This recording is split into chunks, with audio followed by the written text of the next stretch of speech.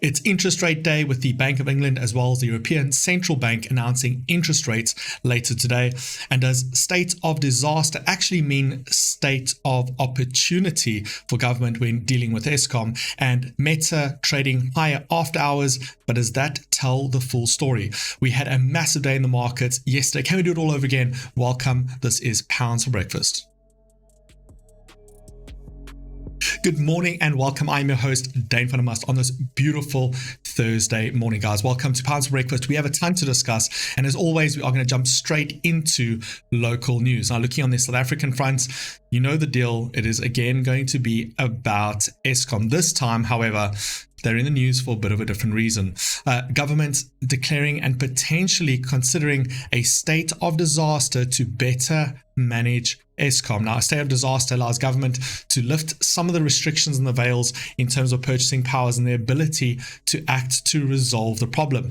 Now, the question is, why do they need to lift these issues when we've been having load shedding all the way from 2008? And are we going to see another 500 billion go missing under the state of disaster clause? I would love to know your thoughts about that. Share down below what you think about that, and please feel free just to speak your mind on the topic. Now, moving in on to international news. Again, if you're with us last night for that interest rate announcement, we absolutely dominated markets after dominating during dollars for lunch. But everything in the news, it pertains to Powell's speech. Now, I can say that I'm pretty happy that we are seeing some pretty tasteful news reporting on this, quoting Powell correctly, saying that is the first time that they can say that they are starting to see the deflationary process, right? So the first time they're starting to see inflation come down, and that is a pretty accurate report. However, some of the articles diving a bit deeper into that start to give a little bit of a misleading type of approach, saying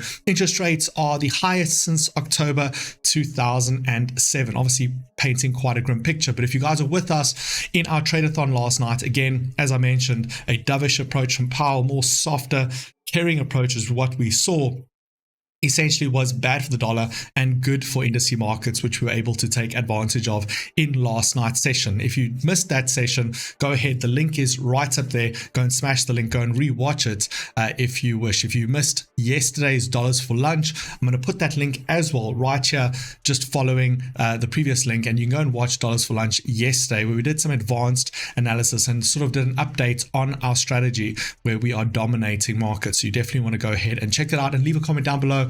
What was your favorite part between the two? I would love to know your thoughts about that. Now, moving into Meta. Meta had an earnings report after market close yesterday. Meta outperformed on some of the numbers, but missed some pretty big targets. Having a look at Meta in terms of its performance here, we can see that there was an estimated earnings per share of $2.25, which is what the market anticipated. They only declared a $1.76 dividend to shareholders, right? So they missed their target by about 22%. However, they were up on their revenue. They were slightly up as well on the number of active users, right? However, it was enough for investors to see a little bit of value and potential here, and Meta has since made a gain into the $153 territory. Desperately needed. If you guys are part of the previous earning call, they kind of messed it up. Mark Zuckerberg really failed to answer questions about his investment into the metaverse and how he sees that turning a profit for the business. So good to see big tech is making a bit of a turnaround. Is it a bit too much, too late? I don't know. Again, I would love to know your thoughts and your comments around that particular item. Now, looking in the Eurozone as well as the UK, we have some big interest rate announcements coming in today. Now, again, with what Powell discussed yesterday, slightly more dovish approach, we discussed that lowering interest rates or slowing down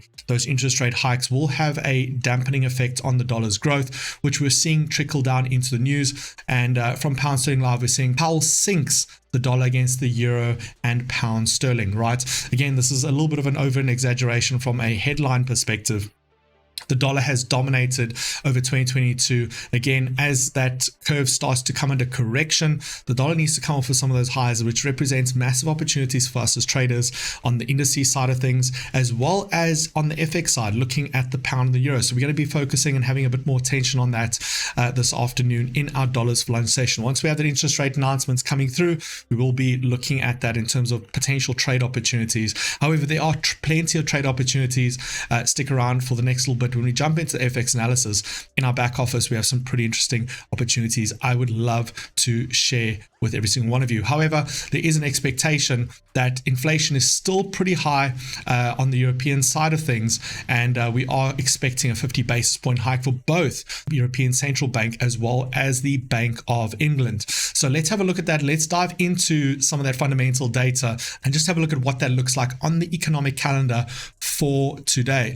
Now, first things first is going to be that Bank of England interest rate that is going to come in at 2 o'clock GMT plus 2. Again, the expectation there is a 50 basis point hike, lifting that base interest rate to a flat 4%. We then have the European Central Bank interest rate decision. Again, another 50 basis point, lifting that base interest rate to the 3% mark. Now, those are going to be big movers in the market, and they're only about an hour away from each other, hour and 15 minutes. So we can see massive volatility there. So definitely go and have a look at our analysis for last night in terms of how do we look at these trends, these patterns, and go and look for yourself if there's going to be opportunities on the FX side of things. It might be exciting. You might see volatility there, and have a look at the previous swings and what that came in. You might find some really good opportunities there. But again, once again, if you missed yesterday's session, you want to rewatch that, again, have a look up here, the link above, and you will catch our analysis from last night. That was the Trade-a-thon. Moving on into later into the day for the US session, we have some initial jobless claims that's going to come in at 3:30, and that's going to be essentially a forefront runner for the NFP on Friday. Now remember, Friday's NFP, we are going to be trading that one live, but again, you do need to have a Globex 360 account to qualify to gain access to that live trading session. We'll have an advanced setup for those of you who have $1,000 or more in your live accounts, an hour beforehand, breaking it down, past trends, what are the expectations, what are the likelihoods. We'll be setting that up together an hour prior to NFP, and then for Globex account holders with more than $100, we'll be trading that live together. So you do want to make sure you have a live as well as funded Globex account in order to take advantage of that session on Friday. NFP is going to be big, going to be massive. Again, if you want to sign up and get registered, link down below, get started, open up your accounts, get it featured, get it verified, get it funded, and you are in the best possible place with the best partners in the world. Go ahead and sort that out. You know what to do. You know what time it is. Looking a little bit later into the day, we have a couple speeches, and that's going to be Bank of England, Governor Bailey, as well as ECB President Lagarde. And those are just speeches. They're going to essentially follow through on the results of the interest rates. It's widely anticipated that 50 basis points will come in. So again, a overshoot on that number will have quite a big ripple effect, and an undershoot on that number will have a very, very similar effect in the markets.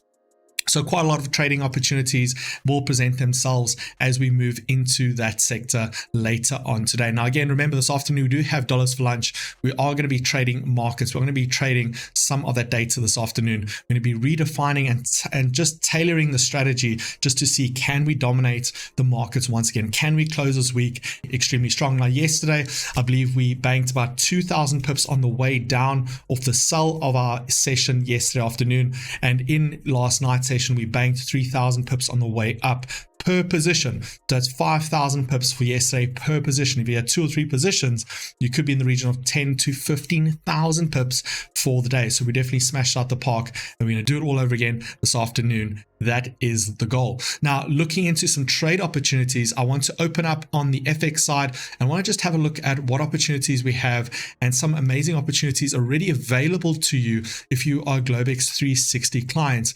directly in your back office. Now, if you navigate into your back office, your clients area, simply log in on the left-hand side.